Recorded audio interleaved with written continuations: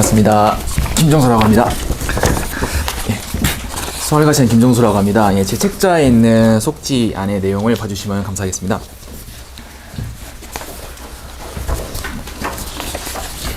네, 저는 이제 바로 본론으로 들어가는 걸 바로 좋아해서 앞장에 사실 뭐 교육과정 같은 얘기를 들을 시기는 아닌 것 같고 뒤로 넘어가셔서 5쪽이라고 되어 있는 데부터 제가 요약을 해서 말씀을 드리겠습니다. 네, 5쪽을 받으시면 감사하겠습니다.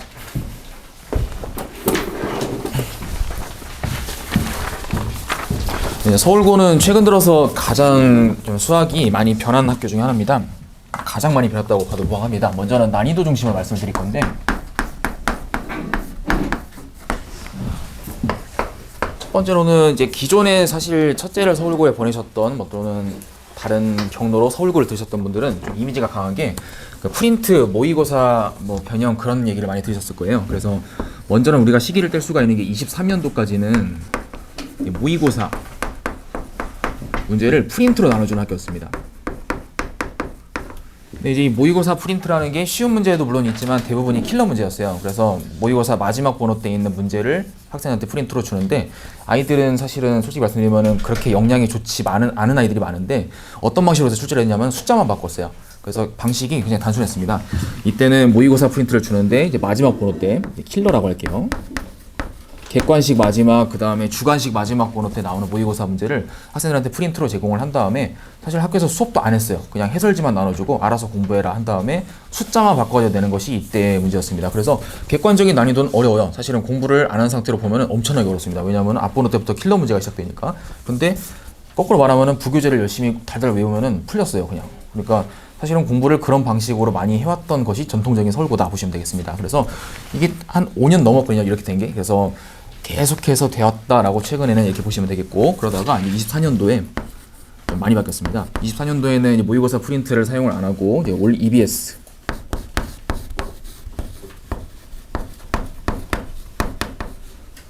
올림포스 중에서 유형편이라는 쉬운 문제집이 있습니다. 고난도가 있고 유형편이 있는데 쉬운 문제집이 있습니다. 그래서 그걸 사용을 했습니다. 근데 이 문제집의 특징은 좀 특이한 문제들이 많아요. 쉬운 문제들도 많은데 특이한 문제가 좀 많습니다. 특이한 문제가 좀 많았습니다. 예, 그리고 제가 좀 기억에 남는 거는 그때는 이제 연합반을 운영을 했었는데 서울고 애들한테 이제 너희 학교 시험 그렇게 막 만만치 않을 것이다라고 했는데 그때 기억이 나는 게 그때 수학 담당하는 선생님이 자기가 예전에 계셨던 학교의 시험지를 아이들한테 뿌리면서 뭐 북모고였습니다. 북모고 거기서 탁 나눠주면서 야 중간고사는 이거보다 더 쉬워 그랬거든요. 근데 판을 까보니까 거꾸로였어요. 완전 역대 최악의 난이도라고 꼽힐 만큼 서울고 역대 최악의 난이도라고 꼽힐 만큼 1등급 컷도 막 78점, 79점 엄청 나왔습니다. 9등급제 기준이니까.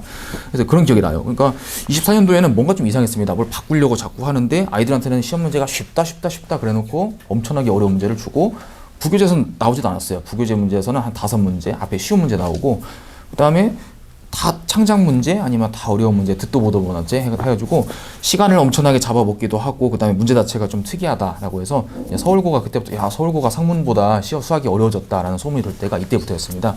그래서 이때는 좀 많이 어려웠다. 뒷번호 때는 특히 많이 어려웠다라고 하시면 되겠고 이때도 뭐 킬러 문항이 있지만 이때는 느낌이 다르죠. 이때 킬러 문항은 준비를 할 수 있는 킬러 문항인데 이때 킬러 문항은 준비를 할 수가 없는 킬러 문항이 나와가지고 순수하게 평소에 수학 잘하던 애들이 시험을 잘 봤어요. 그리고 평소에 수학을 못하는 아이들은 계속해서 공부를 해도 사실 좋은 성과를 거두지 못하고 그런 시험이 24년도에 1학년 수학으로 저는 기억을 하고 있습니다. 그리고 작년이죠. 작년도에도 EBS 올림포스를 썼는데 이제 개정이 되면서 교육과정이 개정이 되면서 교재가 싹 바뀌었어요. 문제가 겹치는 게 하나도 없이 다 바뀌었습니다. 평범해졌습니다. 문제가 굉장히 평이해졌습니다. 그러니까 책 이름은 똑같은데 아예 그냥 책이 바뀌었다고 보시면 돼요. 그래서 아예 개정된 책을 쓰다 보니까 평이했는데 이때는 이제 기조가 확실했던 게 1년 동안 쭉 이랬습니다. 이때는 이때랑 많이 달랐습니다. 24년도랑 똑같은 책을 쓰지만 책도 많이 달라졌지만 트렌드가 완전히 바뀐 게 킬러를 내지 않았습니다. 이때는.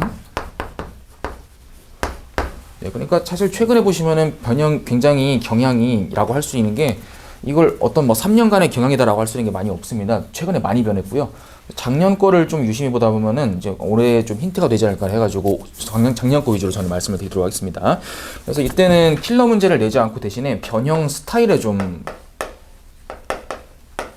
변칙을 뒀습니다. 기존에 하던 숫자에 대한 변형을 좀 변칙을 뒀는데, 제가 이제 고등학생을 가르치면서 변형이라는 단어를 사용할 때는 좀 세 가지 맥락이 있는 것 같다라고 말씀을 드려요. 항상 이게 숫자를 바꾼 변형이 있고, 그다음에 문제의 조건을 바꾸는 변형이 있습니다. 예를 들어서 뭐 1보다 큰이라고 됐던 걸 1보다 작은으로 고친다든지 뭐 그런 식으로 문장을 가지고 고치는 거죠. 그리고 소재를 바꾸는 변형이 있습니다. 서울고는 전통적으로 이런 학교였습니다. 숫자 바꾸는 학교. 그래서 프린트 달달 외워. 그럼 시간 안에 문제 풀 수 있어. 프린트 안 외우면 문제 못 풀어. 그리고 물론 조건과 소재가 바뀌는 면도 있겠지만 끝에 한 문제, 그거 안 풀어도 1등급 나와. 그런 학교였거든요. 근데 작년을 보니까 판을 까보니까 숫자에 대한 변형은 당연히 기본 BS로 있는데 이제 이쪽이 강해졌습니다. 요쪽이 강했습니다.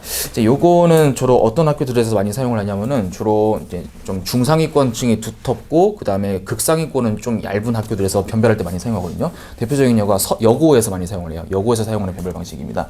그래서 작년에는 좀 여고 스타일에 좀 가깝게 좀 서울고가 문제를 이런 식으로 출제를 했습니다.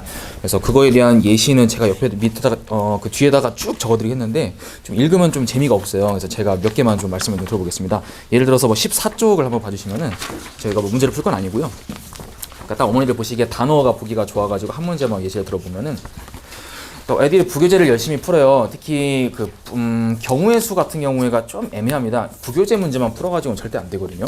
14쪽을 봐주시면은 그 맨 위에 서울고 부교재 문항 써 있습니다. 그리고 직사각형의 개수를 구하시오. 그다음에 교과서 문항 사각형의 개수를 구하시오인데 뭐 시험 문제 나올 때는 맨 밑에 보시다시피 1번 기본 문제로 사각형 개수 똑같은 문제를 줬고요. 그다음에 사다리꼴의 개수 이거는 사실은 좀 유니크하거든요. 시중 문제집에도 거의 없습니다. 사실상 없다고 보시면 되거든요. 사다리꼴 개수라는 단어 자체가 언급이 다른 학교에서도 잘 언급이 안 되고 시중 문제집에도 잘 없습니다. 선생님이 그냥 만든 창작 문항이라고 보시면 되겠죠. 그래서 이런 식으로 어딘가가 본 건 물론 맞는데 사실은 좀 많이 바뀌어서 당황스러운 문제들을 낸 것이 요게 좀 어머니께서 인상을 좀 가질 수 있다 싶어가지고 가져왔는데요.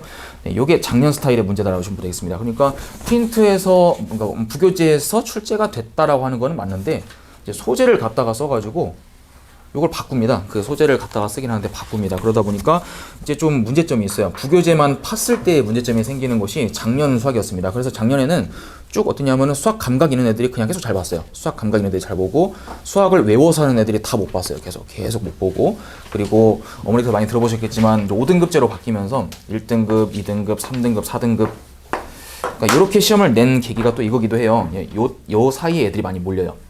시험을 이렇게 내게 되면은 그래도 어느 정도 아이들이 공부를 하면서 완전한 막 킬러 문제가 없다 보니까 요 보는 때 애들이 많이 몰려서 경쟁이 치열해집니다.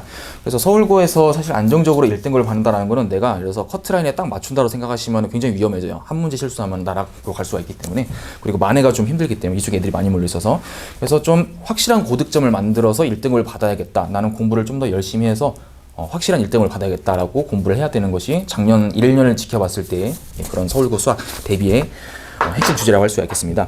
네, 그렇게 되었고 그리고 이런 게 좀 컸어요. 두 문제를 결합하는 게 컸어요. 원래 부교재 문제에서는 그냥 각각의 한 문제 기본 문제였는데 두 문제를 결합해가지고 한 문제를 만들어요. 네, 이것도 전통적으로 서문여고 같은 학교에서 사용하는 방식입니다. 여고 애들 열심히 공부해서 문제 외워서 푸는 애들 당황을 하고 열심히 문제를 풀었는데 한 문제로 바뀌니까 문제를 못 풀겠어요. 이러거든요. 그런 게 있었고 그 다음에 좀 두드러진 특징은 올림포스에 나왔던 문제들이 있는데 올림포스 문제를 기본 문제예요. 원래 숫자로 되어 있던 문제를 문자로 바꿔가지고 모의고사 스타일로 돼요. 이 단어를 좀 기억하셔야 되는 게 작년도를 봤을 때는 모의고사에서 문제가 나오지는 않았어요. 솔직히 말씀드려서 모의고사에서 출제가 된 문제는 없으나 올림포스에 있던 문제를 문제를 바꿔가지고 올림포스 스타일로 바꿔놓거든요. 올림포스 스타일, 모의고사 스타일로 바꿔놓거든요. 예시를 하나 들어보면은 이제 좀 딱 어머니 보시기에 어지러울 것 같은 문제를 좀 가져왔는데요. 8쪽 보시면요. 8쪽 보시면 이게 또 이제 1학기 수학에서는 대표적인 유형입니다. 이게 1학기 중간고사 범위인데요. 8쪽을 봐주시면은 제일 위에가 부교재 문항이에요. 그리고 제일 밑에가 실제 시험 문제 나온 문항인데 그러니까 딱 이렇게 보시면 됩니다. 8쪽의 맨 위에 있는 문제는 다 숫자로 돼 있어요. 제가 시커멓게 칠해진 대로 보시면 다 숫자로 돼 있어요. 근데 8쪽의 맨 밑에 실제로 나온 문제를 보시면 다 문자로 바뀌어요. 이게 모의고사 스타일이거든요.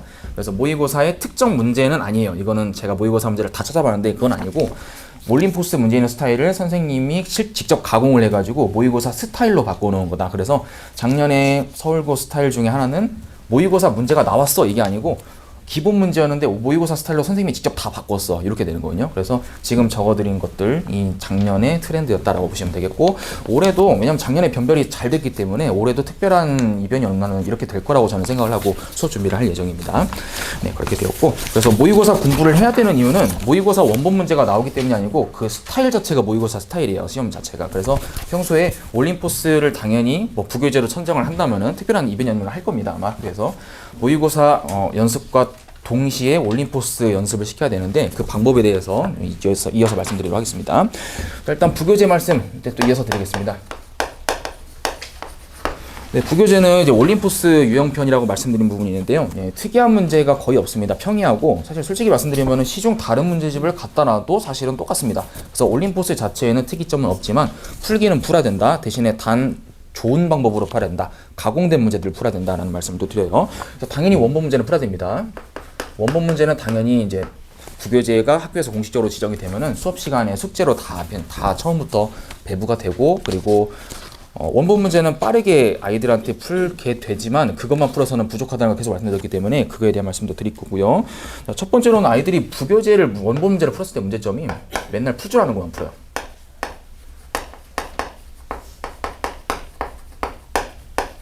네, 풀 줄 아는 것만 풉니다. 앞에 범 하나 풀고 그 다음에 뒤에 뭐 고난도 한 5문제 있거든요. 그런 거 걸러버리고, 그래서 시험 문제가 실제로 변형이 될 수가 있는 것을 잘 못 보고 자기가 열심히 봤다고 했지만 맨날 똑같은 것만 보고 시험에 들어가면 의미가 없겠죠. 그런 것들이 있겠고, 그 다음에 두 번째로는 아까 말씀드렸다시피 이게 변형이 되는데 한 가지 풀이만 암기하는 경우가 있어요. 그래서 저는 이걸 특수풀이라고 부릅니다.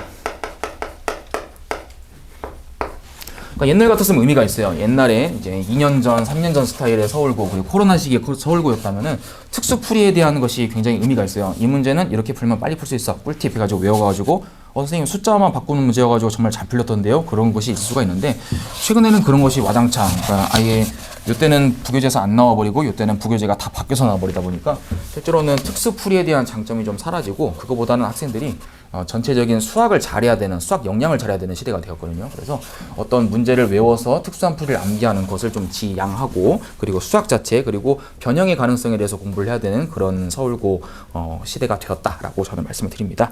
그래서 부교재 문항은 당연히 빨리 공부를 해야 되고, 그 다음에 변형 문제 중심으로 공부를 해야 되고, 변형이 어떻게 될 수 있는지까지 이제 수업 시간에 공부를 해야 된다라고 말씀을 드립니다.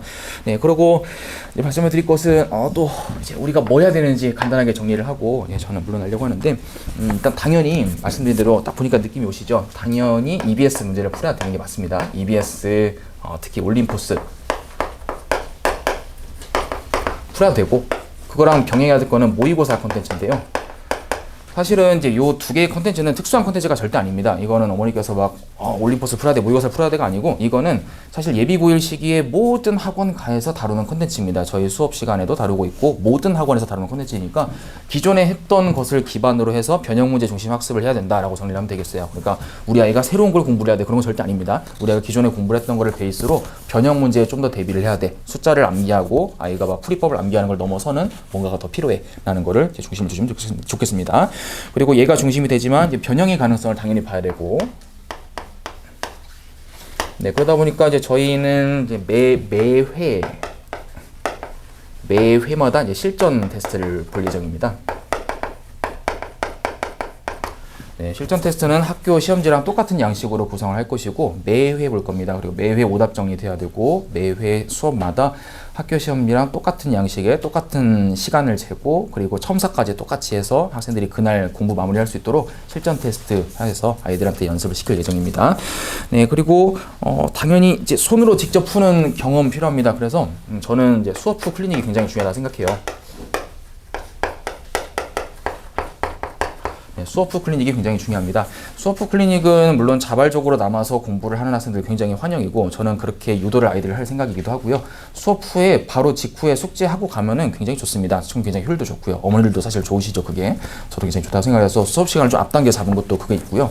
그리고 사실은 미흡한 과제들이 있죠.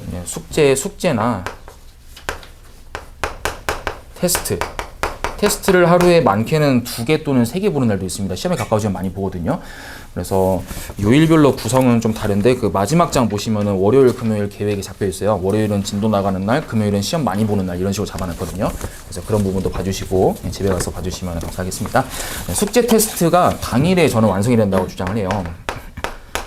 그러니까 이날 제출해야 될 숙제가 있었는데 미흡했어. 그러면은 이거를 다음으로 미루면은 예를 들어서 월금 수업이니까 화요일에 클리닉에 오렴이라고 하면은 월요일에 나온 숙제가 미뤄져요, 결국에는. 그러니까 이걸 고리를 끊어야 되거든요. 악순환을 끊어야 되거든요. 그래서 예를 들어서 그날까지 제출일이었던 숙제가 마무리가 안 됐을 때는 남아가지고 그거를 당연히 완성을 해야 된다. 그리고 다른 과목을 위해서도 그렇죠. 다른 과목 때문에 못하겠어요가 아니고 다른 과목 공부를 하기 위해서는 그날 수학 공부 마무리하고 그 다음 날은 다른 과목을 공부를 하든지 그런 스케줄 넘어가야 맞지. 그래서 저는 수어프 클리닉을 강력하게 운영하는 강사로 유명한 편이기 때문에 숙제나 테스트 당일에 완성이 안 되면은 남아가지고 될 때까지 시키도록 하겠습니다. 24시까지 진행을 해왔고 학교 앞에서 수업을 진행할 예정이에요. 학교 앞에도 엘브라운 반이 있어가지고 거기서 진행을 할 예정인데 거기에서도 여기서랑 한 거랑 다른 바 없이 24시까지 진행을 할 예정입니다. 그래서 아이들이 직접 문제를 풀고 그냥 어디서 본 것만 많은 아이들이 되는 게 아니고 스스로 문제를 풀 줄 아는 아이들을 만들 수 있도록 최선을 다해서 노력을 할 예정입니다. 네, 그렇게 봐주시면 좋겠고요. 그리고 그 쭉 봐주시면은 네, 그 16쪽에 다시 한번 이제 볼게요. 16쪽에 일정 한번 다시 한번 볼게요. 네, 수업 시간은 이제 17시, 5시로 잡아놨어요. 5시부터이고 그 다음에 이제 수업이 끝날 때는 아마 딱 4시간 맞춰가지고 이제 끝날 거고요. 네, 요때가 사실은 이제 월요일은 시간이 좀 뜨는 날이에요. 월요일은 서울고가 보통 빨리 끝나고 금요일은 좀 애매해요. 사실 금요일 때문에 시간을 이렇게 잡아놓은 것도 있어요. 금요일에 동아리 활동이 서울고가 전통적으로 있어가지고 어떤 특정 동아리에서 좀 늦게 끝나는 날들이 있는데 보통 이때 되면 다 오더라고요. 그래서 이렇게 해놔서 이렇게 생각하시면 편하겠습니다. 그냥 학원에 빨리 오시면 되거든요. 제가 빨리부터 와 있고 조교들도 빨리 와 있을 거여가지고 학교 일찍 끝나면은 빨리 와서 있다가 밥 간단하게 먹고 수업해서 빨리빨리 진행을 할 수 있도록 아이들에게도 그런 식으로 말씀해 주시면 좋을 것 같고 그리고 9시에 끝나고 이제 축제 테스트가 미흡하면은 남아가지고 미흡했던 거 쭉 진행을 하는 건 맞는데 그리고 그날 숙제도 하고 올 수 있도록 저는 유도를 할 예정이어서 어머니들께서도 그렇게 알고 계시면 좋겠어요. 이거를 빨리 하고 빨리 가는 게 물론 아이들이 편하겠지만 그날 숙제 그래도 뭐 숙제가 예를 들어서 한 번에 막 50문제, 60문제 나온다면은 한 어려운 거 30문제 정도 처리하고 가면은 다음 엄청 편해지거든요. 그래서 첫 시작을 좀 잘할 수 있도록 어머니께서도 좀 관심을 가져주시고 저도 첫날부터 그렇게 말을 할 예정이니까 그렇게 알아주시면 좋겠습니다. 네, 그렇게 되었고 이제 마지막으로 저는 말씀드리고 물러날 것이 수학을 잘해야 되는 학교가 되었어요. 서울고가 수학을 예전에는 성실하고 그냥 수학 머리 없는데 그냥 열심히 하면 되었는데 이제 수학 자체를 열심히 하고 수학 자체를 잘해야 되는 학교가 되었다 보니까 그런 쪽에 관심을 가져야 됩니다. 그래서 저는 수학을 잘하는 방법이 2가지가 있다고 생각을 하고 최근에 계속 말씀드리고 있는 게 수학을 잘하려면 첫 번째로는 그냥 원래 잘하면 됩니다. 원래 잘하는 애들이 있어요. 분명히 원래 잘하면 되거든요. 그러니까 원래 잘하면은 서로가 편해요. 원래 잘했구나, 열심히 잘해보자 하는데 대부분 그렇지 않아요. 그래서 사실 올바른 방법이 있어요. 올바른 방법. 그러니까 애초에 아이가 원래 잘하지 않았다면은 올바른 방법을 배워서 하면 되거든요. 근데 그거를 자꾸 건너뛰려고 하고 올바른 방법이 있는데 쉬운 방법으로 가려고 하고 건너뛰려고 하고 하다 보니까 문제가 생기는 건데 저는 이 후자의 방법도 굉장히 좋은 방법이라고 생각을 해서 아이들이랑 같이 부대끼면서 열심히 공부를 해볼 계획을 잡고 있습니다. 저는 여기까지 말씀드리고 물러나도록 하겠습니다. 들어주셔서 감사합니다.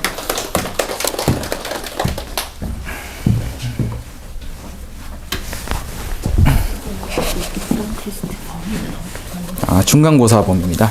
2차 함수까지라고 생각하시면 되겠습니다. 네. 질문 있으시면 밖에 나와서 제가 질문 받아드리겠습니다.